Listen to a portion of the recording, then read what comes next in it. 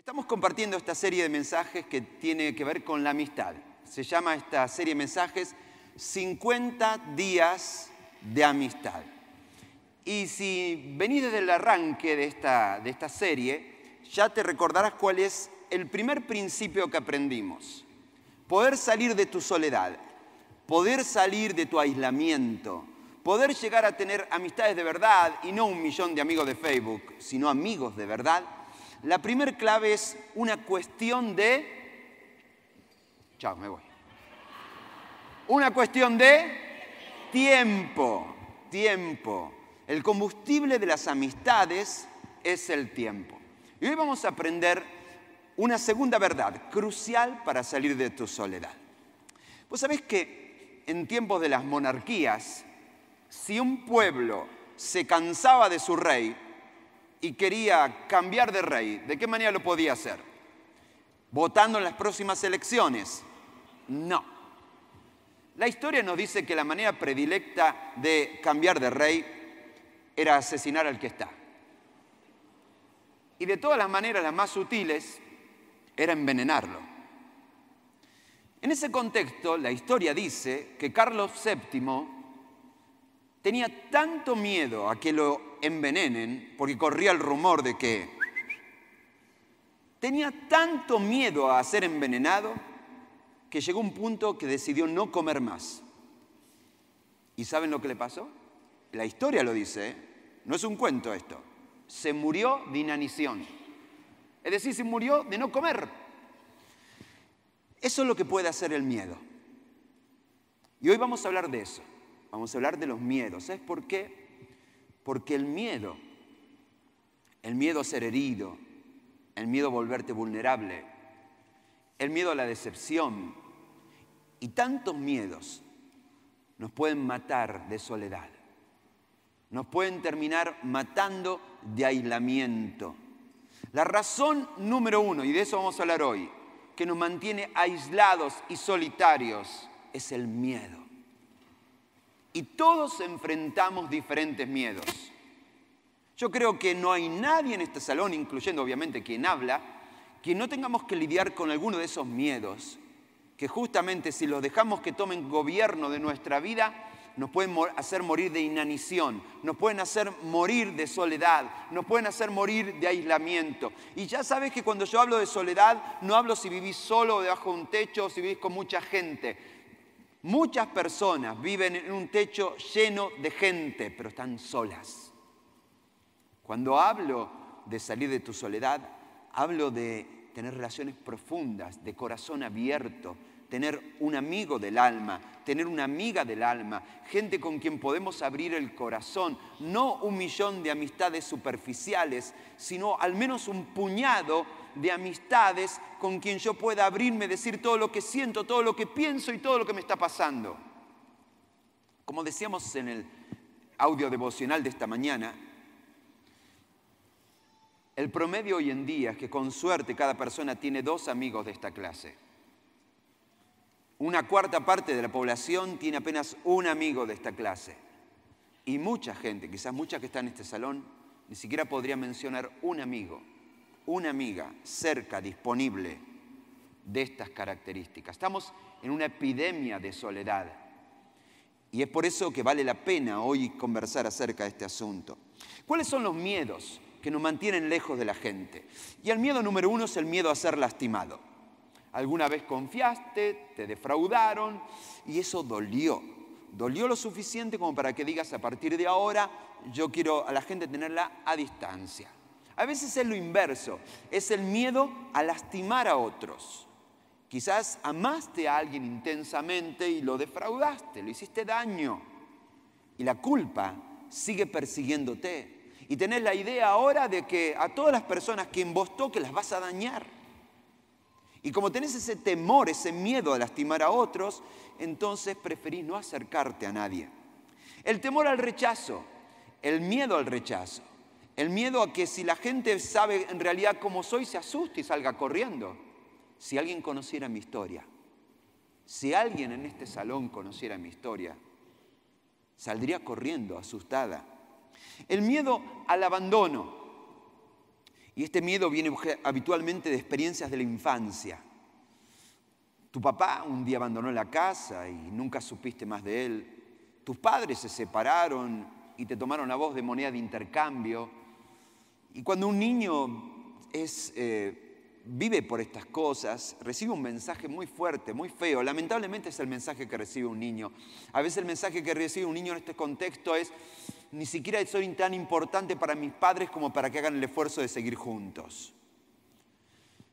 Y cuando uno ha tenido estas experiencias de niño, de abandono, sale a la vida imaginando que toda persona te va a abandonar.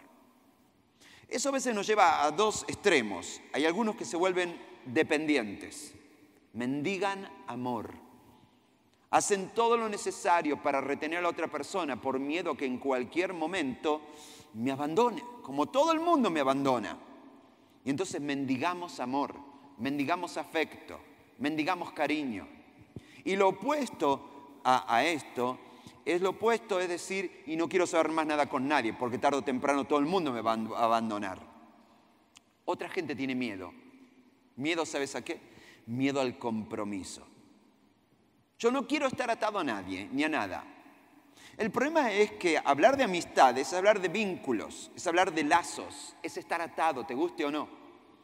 El amor consiste en atarte a alguien. Por supuesto, es un lazo de amor, es un vínculo de amor, es una alianza de amor, es un compromiso de amor. Si no querés estar atado a nada ni a nadie, entonces nunca vas a tener vínculos profundos con nadie. Y hay un último temor que he notado, que es el miedo a la vulnerabilidad. El amor y la amistad es la aventura de mostrarte tal y como sos, sin necesidad de aparentar, sin necesidad de interpretar un personaje, sencillamente como sos. Y para mucha gente eso es terriblemente peligroso. Gente que vive todo el tiempo obsesionada en su imagen, en proyectar una imagen de un tipo ganador, que la tiene todas clara, que tiene todas las respuestas. Proyectar la imagen de una mujer brillante, espléndida, sin lágrimas ni dudas. Volvernos vulnerables es lo que jamás en la vida nos vamos a permitir. Ahora, si permitimos que estos miedos nos gobiernen, son capaces de arruinar nuestra vida. ¿Cómo te das cuenta si estos miedos te están controlando? Hay algunos síntomas. Uno de esos síntomas es la gente que vive encontrando defectos a todos los demás. Y viste que tal tiene este problemita, y fulanito tiene el otro problemita, y al otro le falta un tornillo, y el otro no tiene todos los patitos en línea. Y empezamos a mirar a todo el mundo y nadie está al estándar tuyo, nadie está a la altura tuya. En realidad hacemos eso para decir, ¿ves? No vale la pena. Son síntomas de que en realidad los miedos nos están controlando. Cuando los miedos te controlan, ¿sabes cuál es otro síntoma? Nosotros boicoteamos cualquier relación. Cuando una relación empieza a crecer, empieza a hacerse profunda, inventamos algún tema para discutir, nos ofendemos por alguna tontería, porque en realidad tenemos miedo de que esto avance. Tenemos miedo de que esto se profundice. Tenemos miedo de que podamos llegar a otros lugares. Hay gente que, lisa y llanamente, cuando una amistad empieza a profundizarse, huye y desaparece. Son síntomas de que estos miedos nos están gobernando. Por eso esta es la segunda lección que queremos aprender en esta serie. Necesitamos hacer algo con nuestros miedos.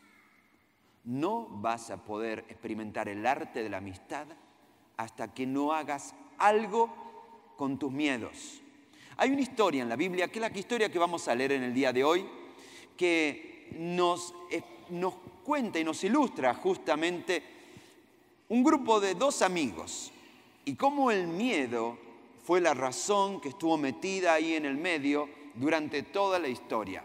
Este relato se encuentra en el Nuevo Testamento, en el libro de Hechos, en el capítulo 9. Si trajiste tu Biblia, qué bueno sería que la hayas traído, quiero que la abras en Hechos capítulo 9, a partir del verso 26. Los hechos suceden ¿dónde? Vamos a poner en contexto, en Jerusalén. En las primeras horas, en los primeros años de esa naciente y nueva iglesia cristiana.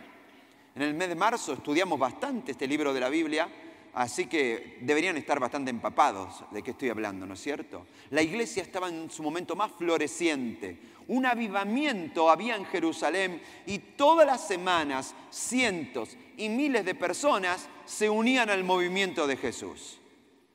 Pero un día apareció en la iglesia, apareció con la pretensión de sumarse al movimiento de Jesús, la persona menos esperada. Se llamaba Saulo. ¿Y por qué digo que la persona menos esperada? Porque hasta donde lo conocíamos a Saulo en ese punto, Saulo era un joven fanático, lleno de odio religioso, dispuesto a recorrer ciudad por ciudad y donde quiera que encuentre a cristianos, perseguirlos, torturarlos y apresarlos. De hecho, Saulo venía de ser cómplice presencial del asesinato de Esteban, el primer mártir de la iglesia cristiana. Ahora ese Saulo, un día, se aparece en la iglesia y dice: amén, hermanos. ¿Qué le pasó a este Saulo? ¿Cómo es que de pronto aparece acá en la reunión? Bueno, hay una historia. La Biblia nos dice que Saulo iba camino a Damasco, justamente en planes de buscar cristianos para apresar, y Jesús se cruzó en su camino. Literalmente, en una experiencia única, él vio una luz que lo encegueció, cayó al suelo y escuchó la voz de Jesús diciéndole: Saulo, Saulo, ¿por qué me persigues? Y ese día, Saulo entendió quién era el Mesías, el Hijo del Dios viviente. Y decidió dejar de ser un perseguidor de Jesús para convertirse en el mejor seguidor de Jesús. Ahora, todo esto ocurrió camino a Damasco. Él regresa a Jerusalén y como Pancho por su casa aparece en la iglesia. Claro, nadie conocía qué había pasado con este muchacho. ¿Cuál habrá sido la reacción de la iglesia cuando lo ven llegar? La Biblia dice en el verso 26 que cuando llegó a Jerusalén trataba de juntarse con los discípulos. ¿Qué tal, muchacho? ¿Cómo anda todo? ¿Y qué te parece? ¿Cómo lo mirarían todos? Diciendo: ¿qué hace este acá? ¿Es un infiltrado? ¿De qué se la da? ¿Es el hermano mellizo? ¿Qué hace este acá? No es de los nuestros. Él trataba de juntarse con los discípulos, pero todos tenían ¿qué cosa? Miedo. Y le huían, y le escapaban. Todos tenían miedo de él porque no creían que de veras fuera un discípulo. Yo me imagino, ¿no? Saulo diciendo: hermanos, shalom, paz. ¿Qué les pasa? Y todos le decían: shalom, paz. ¿Y este dónde apareció? No parece cristiano, este no es cristiano, este no es el mismo. ¿Qué hace acá? Y de alguna manera, Saulo apareció en la iglesia diciendo: a ver, Jesús, quiero conocer tu fantástica iglesia. Y la fantástica iglesia de Jesús, ¿qué estaba haciendo? Le estaba dando la espalda. Él trataba de integrarse, él trataba de ser parte, él trataba de sumarse, pero en vez de decirle: bienvenido, vení tal como sos, le decía: ¿qué haces acá? Y aunque él quería integrarse, esa primera iglesia no sabía qué hacer con él.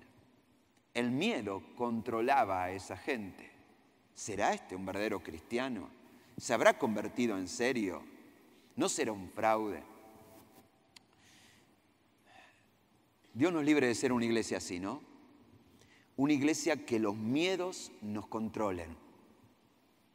Una iglesia que no sea capaz de creer en la gente que Dios envía a este lugar. No digo que siempre sea sencillo. Hace unos meses atrás, cuando terminó una celebración, estaba saludando a las personas en la puerta y un joven se acerca y me dice: pastor, qué bien que la pasé hoy aquí, me siento re bien. De hecho, quiero decirle que esta es mi primer salida desde que salí de prisión. Y claro, cuando uno escucha esas historias dice: ¿y habrá cambiado? ¿O no habrá cambiado? Aquí a la Alameda llegan muchas personas que vienen de un pasado turbulento. Quizás vos sos uno de esas personas. Y a veces eso suscitan temores. Recuerdo un joven que hoy es parte de nuestra iglesia, que cuando estaba en sus primeros días viniendo aquí a la iglesia, a cualquiera que le pudiera prestar atención le decía, hola, yo me llamo, ¿cómo se llama usted? Alejandro, así se llamaba. Yo me llamo Alejandro y llevo 20 días libre de cocaína, libre de marihuana, libre de tabaco. Y él lo decía con mucha alegría, pero yo veía que muchos lo miraban y decía, y 20 días todavía tenés olor. Y te lo encontrabas una semana después y decía, aquí yo me llamo Alejandro y tengo 25 días libre de cocaína, libre de marihuana, libre de... ¿Cuántos días llevas, Alejandro, ya? 4 años y 4 meses.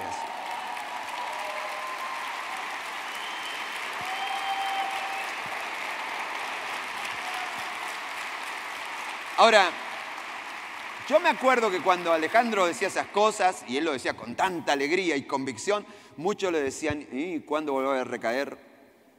¿Cuándo se le va a volver a pasar y volverá a las andadas? ¿Cuándo volverá a ser macanas?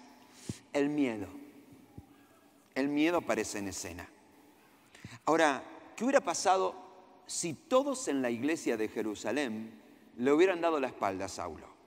Recién convertido, un bebé espiritual, que recién llegaba a la iglesia, que lo único que sabía es que tuvo un encuentro con Jesús, pero después no entendía más nada. ¿Qué hubiera pasado si toda la iglesia de Jerusalén le hubiera dado la espalda dejándose gobernar por el miedo? Hubiéramos perdido a uno de los hombres más importantes de todo el Nuevo Testamento. La verdad es que yo creo que hasta donde leímos en la historia, si todo seguía así, Saulo, a quien después habremos de conocer por Pablo, era un candidato a perderse. Jesús, vine a tu iglesia, nadie cree en mí, nadie confía en mí, todos me miran con recelo, todos me miran con sospecha. ¿Para qué voy a seguir viniendo a este lugar? Mejor me voy. Pero gracias a Dios que apareció un hombre diferente. Un hombre como yo quiero animarte que vos seas, campeón. Un hombre con un espíritu como el que quiero que vos tengas, mujer, aquí en este lugar. ¿Cómo se llama esta persona que entra en escena y cambia la historia? Se llama Bernabé. En realidad no se llamaba Bernabé. En el capítulo 4, un poquito antes, se nos introduce a este miembro de la iglesia de Jerusalén y se nos dice que en realidad se llamaba como, en Hechos 4:36, se llamaba José. En realidad se llamaba José esta persona. Lo que pasa es que José era un nombre muy, muy común. Estaba lleno de José. José por todos lados. Josecito, Josecito y Josecito. Entonces había que buscar la manera de diferenciar un Josecito del otro. Así que le pusieron un sobrenombre. Y ese sobrenombre que le pusieron es Bernabé. Bernabé no es un nombre, sino un sobrenombre. Significa literalmente en hebreo, hijo de consolación. Todos los nombres bíblicos que empiezan con Bar, significan hijo de, como Bar Jonás, Bar Jesús, Bar Abás. Todos los nombres que empiezan, Bartimeo, todos los nombres en la Biblia que empiezan con Bar, ese Bar significa hijo de. Y en este caso le pusieron hijo de Nabé, que en hebreo significa consolación. Hijo del Consolador. Esa palabra es una palabra muy especial, ¿no? De hecho, en griego se va a traducir como la palabra paracleto, que significa el Consolador. Digo que es una palabra muy especial porque Jesús la usó para hacer referencia ¿de quién? Del Espíritu Santo. Jesús, cuando estaba por partir y regresar a la diestra del Padre, le dijo a sus discípulos, yo me voy a ir, pero no los voy a dejar solos. Voy a enviar otro Consolador. Y ese es el Espíritu Santo que está presente en este lugar. Y Él le dijo, no van a estar solos porque Él va a estar con ustedes siempre. Es la promesa del Espíritu Santo para todo aquel que cree en Jesús. Ahora, yo imagino que los apóstoles cuando lo vieron a este Josecito, dijeron, Josecito, ¿cuál Josecito? Josecito es el bueno. ¿Qué Josecito? Ese que parece hijo del Espíritu Santo. porque siempre está para ayudar, porque siempre está para abrazar, porque siempre está para consolar. Y así que lo llamaron así, Bernabé, el hijo de consolación. Qué lindo sobrenombre, ¿no? ¿A quién le gustaría que le pongan así? Ese sobrenombre. Yo creo que poner sobrenombres peyorativos y en base a los defectos de la gente no es un chiste. A veces nosotros jugamos y le ponemos sobrenombres a la gente. Ahí viene el pailón, decimos, ¿no? Ese la aprendí acá en Mendoza, no la conocía en otra parte, ¿eh? Y todos nosotros lo tomamos como un chiste. Y todo el mundo lo toma como un chiste, excepto el muchacho de referencia. La verdad es que no conviene usar sobrenombres para manifestar los defectos de los demás, pero sí es bueno cuando lo que resalta es una virtud y una fortaleza de esa persona. Y qué bueno sería que todos nosotros nos llamemos José, María, Roberto, Ricardo, Alberto, Germán, o como nos llamemos, hoy podamos decir, yo me llamo Germán, pero soy un hijo del Espíritu Santo. Soy un hijo de consolación. Soy un hombre capacitado por el Espíritu Santo para abrazar, para consolar a los que no necesitan. Se nos dice algo más acerca de Bernabé. Se nos dice en el verso 37 que José Bernabé, era dueño de un terreno, lo vendió, trajo el dinero y se lo dio a los apóstoles. La gente de brazos abiertos es así, es brazos abiertos con todo, con su tiempo, con su auto, con su casa, con lo que tiene, con sus recursos. Así era Bernabé, un hombre que no pensaba que lo suyo era suyo, sino que pensaba que todo lo que Dios le había dado era para compartir. Ahora ahí estaba Saulo. Saulo casi preguntándose si tendría sentido seguir insistiendo, tratar de ser parte de un grupo donde nadie lo aceptaba. Y podríamos decir que casi podríamos haber perdido a Saulo para siempre, si no hubiera sido por Bernabé. ¿Qué hizo Bernabé? En el verso 27 aparece un giro en esta historia. Dice que entonces Bernabé lo tomó a su cargo. Lo vio solito, lo vio en un rincón, nadie lo quería saludar, nadie quería hablar, nadie confiaba en Saulo, pero Bernabé fue y lo abrazó y dijo, él viene conmigo. Qué lindo eso, ¿no? Así empieza una amistad. Cuando uno ve a alguien en un rincón, que nadie saluda, nadie habla, y alguien se le acerca y le dice, vení, vas a venir conmigo. ¿Qué dice que hizo Bernabé? Lo tomó a Saulo, lo llevó consigo, y lo llevó a los líderes, se lo presentó a los líderes. El pastor Fabián tiene que conocer a un muchacho nuevo que viene en la iglesia. Pero este no es el que, sí, es el mismo, exactamente. Pero ha cambiado, contale. Y fíjense qué hacía.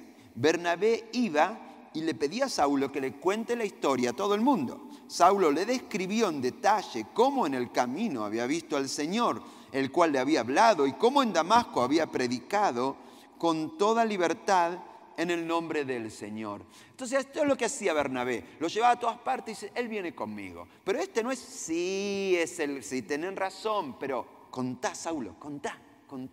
Y él le hacía contar su testimonio a todo el mundo. ¿Y cuál fue el resultado de este hombre con este corazón grande, inclusivo y abrazador? Dice el verso 28 que desde entonces Saulo andaba con todos los demás seguidores de Jesús en toda la ciudad de Jerusalén y hablaba sin miedo acerca del Señor Jesús. De pronto cambió, ya no era el chiquito arrinconado, el muchacho en un rincón al cual nadie saludaba, que se sentía sapo de otro pozo, sino que ahora Saulo se sentía como en su casa, literalmente dice la Biblia que él entraba y salía, era mi casa, esto ya es mi casa. ¿Quiénes sienten que esta es su casa? Yo siento que esta es mi casa. Uno entra y sale y estamos en casa. Así se sentía Saulo, gracias a alguien que vino, lo abrazó y lo incluyó. Ese es el espíritu que queremos cultivar aquí en la Alameda, donde todas las personas que lleguen aquí, no importa su apariencia, no importa si tienen con el pelo teñido o con un tatuaje raro, o vienen con camisa y corbata. ¿Qué podemos hacer con la gente que viene con camisa y corbata acá? La vamos a abrazar, vení como quieras. Eso es lo que estamos diciendo. Ese es el espíritu que queremos cultivar aquí en la Alameda. Un ambiente donde todos, no importa su apariencia, su historia, su trayectoria, de qué barrio de la ciudad vive, o en qué auto maneja, o si no tiene auto, que cuando llegue a este lugar todos somos una sola familia. Por eso estamos haciendo estos 50 días de amistad. Y por eso queremos que cada ambiente de la Alameda sea un ambiente de amistad, donde podamos conectarnos, conocer a otras personas. Eso es lo que hizo Bernabé. Bernabé lo tomó a Saulo y se lo presentó a él, se lo presentó a él, se lo presentó a él y se lo presentó a él. Ni siquiera Bernabé decía, no, yo no quiero que seas solo yo, solo tu amigo. Quiero que conectes con mucha gente. Eso es lo que yo quiero también que te pase a vos. Si hace poquito que estás viniendo aquí a la Alameda y que a lo mejor te gusta la música y te gusta la predicación, fantástico, pero yo necesito que te conectes con otros.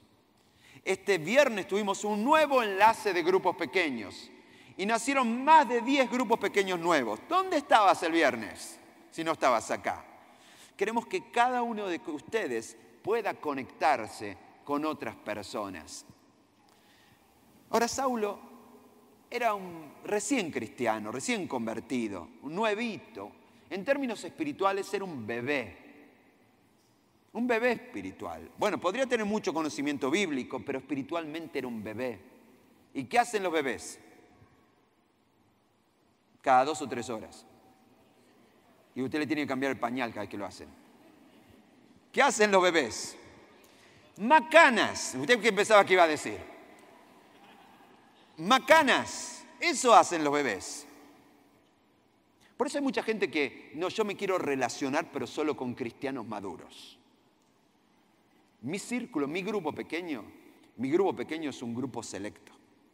Somos todos maduros, uno más duro que el otro, esos son.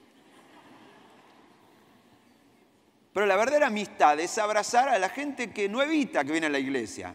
Gente que por ahí no se sabe todos los libros de la Biblia, que todavía no sabe cómo orar, que en vez de decirme pastor me dice padre, vamos a rezar. Ahora está bueno, si vos estás llegando aquí a la iglesia y no entendés nada de nada, fantástico, nos encanta que estés aquí. Y queremos que en esta iglesia cultivar el espíritu de Bernabé, de abrazar a los que son bebés espirituales. Pero, vuelvo a decir, los bebés cometen errores. Y Saulo cometió errores.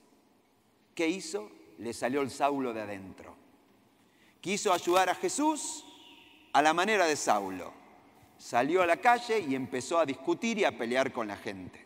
Más adelante, en una de sus cartas, él mismo, ya siendo el apóstol Pablo, un hombre maduro, él va a decir, no entren en discusiones inútiles. Pero en ese momento, Saulo no era el gran apóstol Pablo, era Saulito, recién empezando su aventura. ¿Y qué dice que ocurrió? Dice que él conversaba y discutía con los judíos de habla griega y ellos se proponían, ¿qué cosa? Eliminarlo. Saulo, basta, baja el tonito. Pero él no podía con su genio y lo único que estaba haciendo es generando conflictos en la ciudad. ¿Ves, Bernabé? ¿Para qué lo trajiste? Vos sos el que lo trajo, Bernabé. Hacete cargo ahora. Hacete cargo de los líos que está haciendo este muchachito que vos trajiste. Dice aquí que se proponían eliminarlo. A Saulo. Yo no sé si eran los judíos de habla griega los que lo querían eliminar o los hermanos de Jerusalén. ¿Por qué quisieron? Cuando se enteraron de ellos los hermanos de Jerusalén, primero se lo llevaron a Cesarea. Saulo, vení para acá, queremos hablar con vos. Se organiza un retiro espiritual en Cesarea. Tenemos un camping en Cesarea. Y dijimos, qué bueno sería que te vayas, no sé, tómate un mes. Pero ni siquiera eso fue suficiente. Dice que de allí lo mandaron ¿a dónde? A Tarso. Saulo, ¿podemos hablar un momentito? Sí. ¿De dónde eras vos? De Tarso. Ah, de Tarso. ¿Y no extrañás tu pueblo? ¿Y no extrañás tu gente? ¿Cuánto hace que no ves a tu mamá? Y yo hace un montón que no la veo. Ella quedó allá en Tarso. tenemos una buena noticia para vos, Saulo. Te sacamos un pasaje para que vayas a ver a tu mamá y a tu pueblo. Hay un solo problema, es de ida nada más. Y eso es lo que terminó haciendo la iglesia de Jerusalén. Se deshicieron del problema, se deshicieron de Saulo. Esto sería un chiste si no entendiéramos que, por ejemplo, en Tarso ni siquiera había una iglesia cristiana. Así que una persona recién convertida, un bebé espiritual que recién estaba aprendiendo qué significa seguir a Jesús, lo mandaron exiliado a un lugar donde ni siquiera había una iglesia, una familia de fe para contenerlo y para cuidarlo. Eso es cruel. Y no es un capítulo muy halagueño acerca de la primera iglesia de Jerusalén. Alguien podría decir, y ahí se perdió Saulo. Se perdió y su fe se desapareció. Y aquí estamos en un punto donde humanamente podríamos haber perdido a Saulo. Y Saulo podría haber desaparecido y jamás llegar a convertirse en el gran hombre, escritor de la mayor parte del Nuevo Testamento. Si no fuera otra vez, ¿por quién? Al rescate. ¿Quién podría haber sido otra vez al rescate? Bernabé. La historia dice que un tiempo más adelante, el movimiento de Jesús se movió de Jerusalén hacia el norte, hacia incluso ciudades no judías como Antioquía. ¿Saben dónde queda Antioquía? En el lugar donde está, en el país donde en esta semana se desató el bombardeo, en Siria. Y allí en Antioquía había comenzado un movimiento de Jesús. De alguna manera alguien llevó la buena noticia de Jesús hasta Antioquía y un grupo de personas comenzó a creer en Jesús y a reunirse. Una iglesia estaban haciendo en Antioquía. El tema es que cuando llegó a los oídos de los apóstoles este asunto, la pregunta de rigor es, ¿y quién los autorizó? ¿Cómo es que una iglesia se arma en Antioquía sin que haya ni siquiera ni un apóstol controlando lo que está sucediendo en ese lugar? Literalmente dice que las cosas pasaron así. Algunas personas de Chipre y de Cirene, que al llegar a Antioquía comenzaron a hablarles también a los de habla griega, anunciándoles las buenas noticias acerca del Señor Jesús. El poder del Señor estaba con ellos y un gran número creyó y se convirtió al Señor. La noticia de estos sucesos llegó a oídos de la iglesia de Jerusalén y mandaron a Bernabé. Eso fue una buena decisión. Mandaron a la persona correcta. Mandaron a la persona con el corazón correcto. ¿Y qué hizo Bernabé cuando llegó al lugar? Dice en Hechos 11, 23 al 24, que cuando él llegó y vio las evidencias de la gracia de Dios, cada uno ve lo que quiere. ¿El vaso medio lleno o el vaso medio vacío? Y cada vez que vos entras a una iglesia, vos ves lo que querés. ¿Ves lo que está mal y solamente lo que está mal? ¿O ves lo que está bien? ¿No? Todavía nos faltan muchas cosas por terminar acá, ¿no? Yo soy detallista, ¿no? Y no veo la hora que terminemos bien nuestro edificio. Todavía estamos en camino. En muchas cosas todavía estamos en camino. Estamos aprendiendo. Estamos en un proceso de transición. Ahora, hay mucha gente que tiene la habilidad para ver solamente lo que está mal. Y si Bernabé hubiera querido hacerlo, seguramente sí. De pronto se encuentra con una iglesia sin ni un solo apóstol. Seguramente tenían errores doctrinales, seguramente tenían algunas ideas cambiadas, seguramente tendrían varios asuntos que enderezar porque no lo estaban haciendo bien. Pero ese no fue el foco de la mirada de Bernabé. Cuando Bernabé llegó, vio las evidencias de la gracia de Dios. Hay cosas que corregir, hay cosas que arreglar, pero Dios está obrando en este lugar. Y eso fue lo que llamó la atención de Bernabé. Y se alegró, no se enojó, no dijo, ¿cómo empezaron esto sin ninguna autorización? Y animó a todos a hacerse el firme propósito de permanecer fieles al Señor. ¿Por qué? Y mirá, qué lindo sería que Dios pueda decir de nosotros lo que dice aquí. Pues era un hombre bueno, lleno del Espíritu Santo y de fe, un gran número de personas aceptó al Señor. Feliz es la iglesia que está llena de Bernabés, porque donde quiera que hay un Bernabé, alguien que tiene ojos no para criticar, no para cuestionar, sino ojos para ver la gracia de Dios, un avivamiento ocurre. Dios nos dé muchos Bernabé, no personas controladas por los miedos, esos miedos que nos provocan a estar estableciendo normas y leyes y controles y todas esas cosas que nos gustan cuando el miedo nos domina. Sino hombres como Bernabé, que corren el riesgo de amar, que corren el riesgo de creer en la gente, que corren el riesgo de abrazar a otros. Así que Bernabé llegó a Antioquía e hizo lo que más le gustaba hacer. Los animó, los exhortó, los desafió a seguir adelante en su fe. Ahora, cuando él estaba ahí, se dio cuenta de que había alguien que podría ser la persona exacta para ese lugar. ¿De quién se acordó en ese momento Bernabé? De alguien que habían dejado abandonado, allí en Tarso, que queda muchos kilómetros más al norte todavía de Siria. En la actual Turquía queda Tarso. Se acordó de Saulo. ¿Y qué dice la Biblia? Dice que después partió Bernabé para Tarso en busca de Saulo. Habían pasado años. ¿Te imaginas a Saulo en su casa natal, junto con su madre quizás,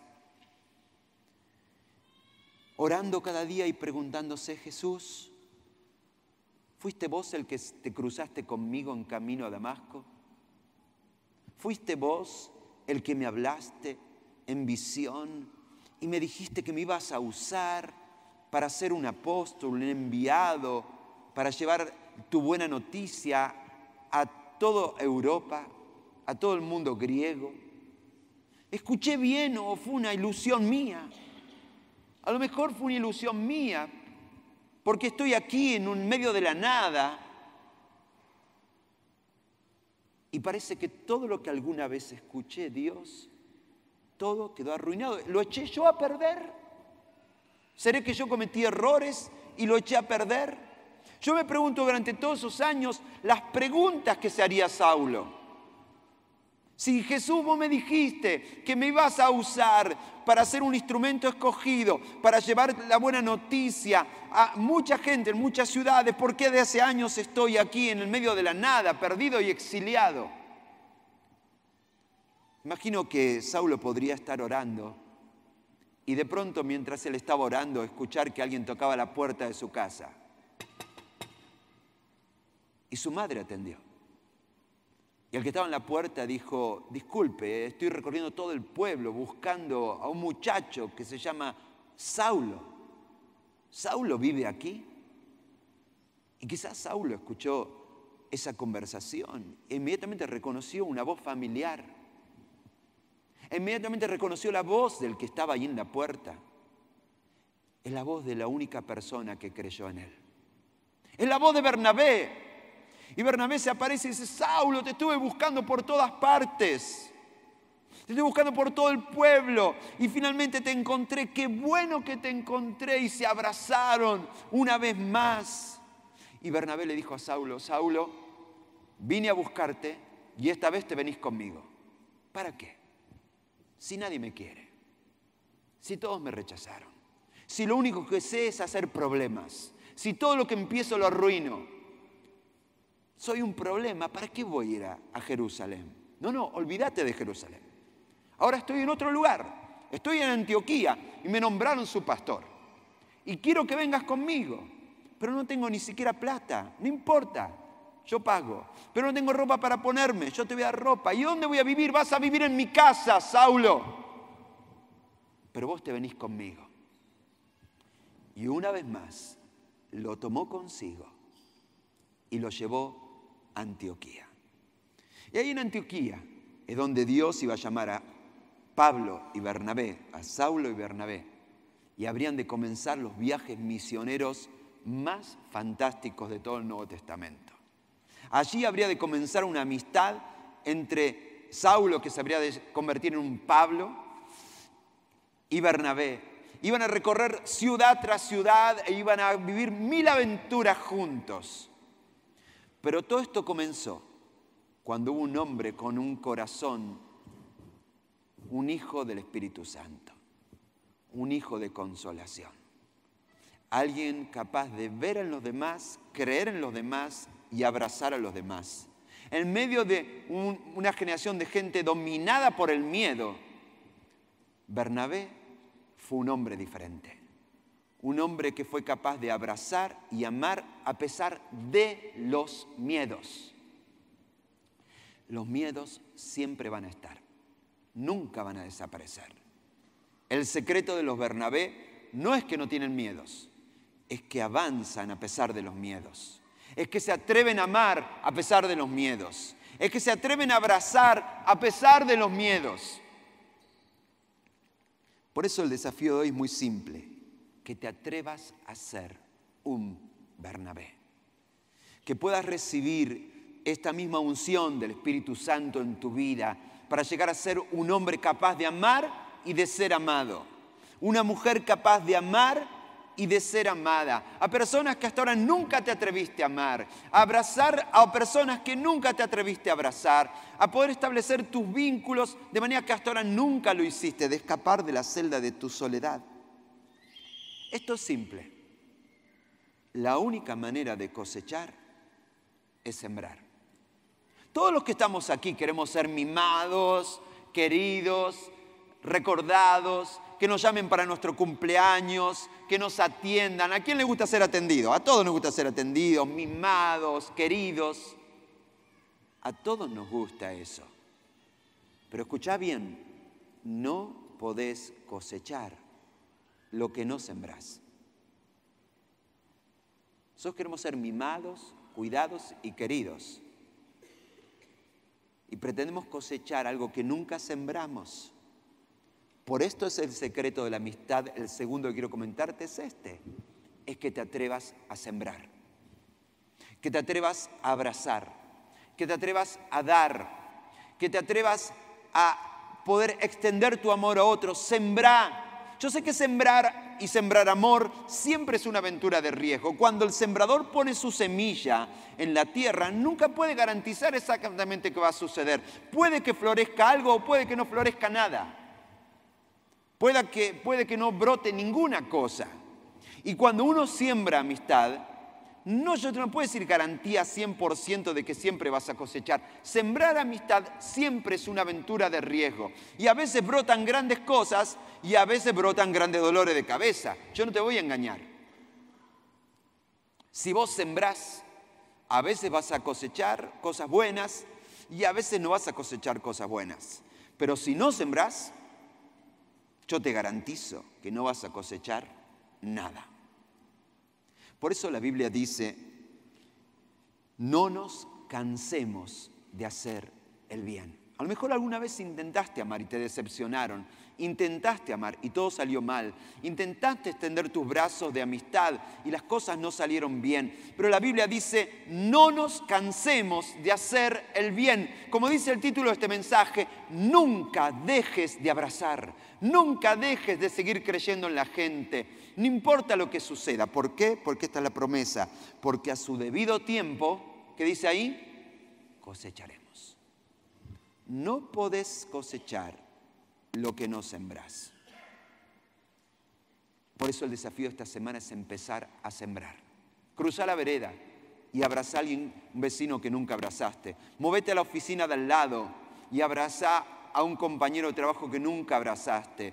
Acércate a aquel que vea solo a la salida de este lugar. Atrévete a cruzar la línea y conocer otras personas. Yo sé que muchos me escuchan y me dicen, pastor, todo lo que usted dijo está bien, me encanta, pero hay un solo problema. No sé si lo puedo hacer.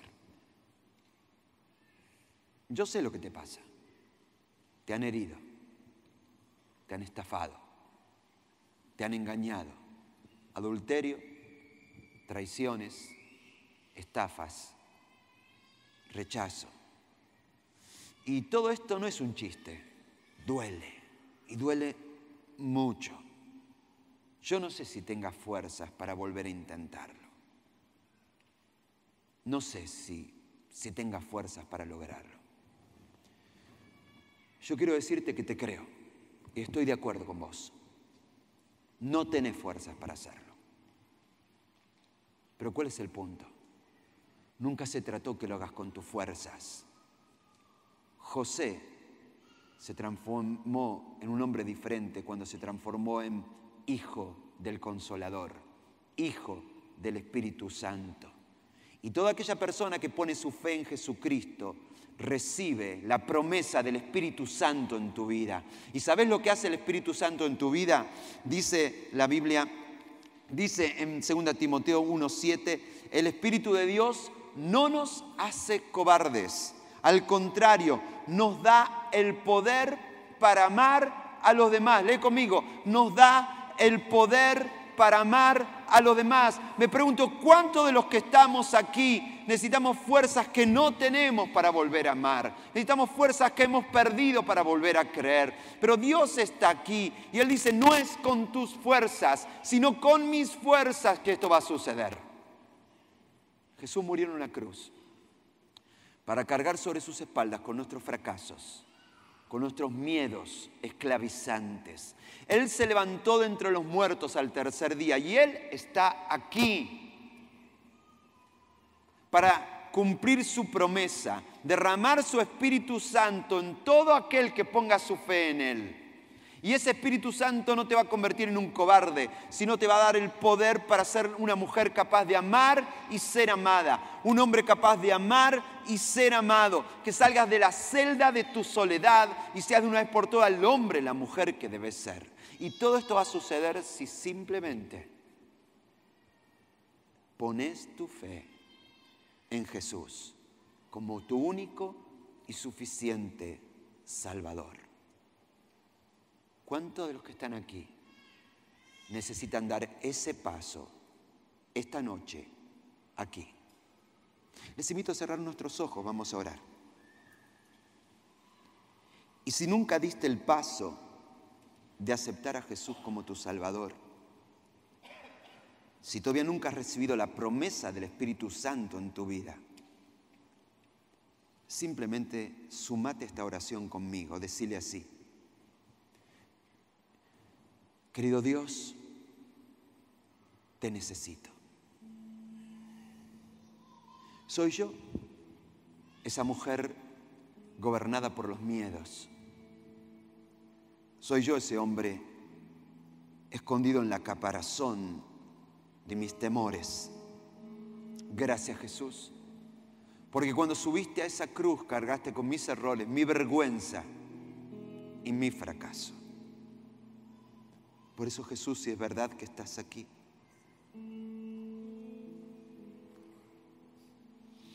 entra en mi corazón. Sopla tu Espíritu Santo en mi vida. Ya no quiero ser simplemente José, Ricardo, Alberto, Graciela. Quiero ser un hijo tuyo. Ayúdame a ser el hombre que se supone debo ser. Ayúdame a ser la mujer que siempre soñaste. Estoy listo, estoy lista. Ahora, aquí y en este lugar, para que seas mi único y suficiente Salvador. En el nombre de Jesús. Amén.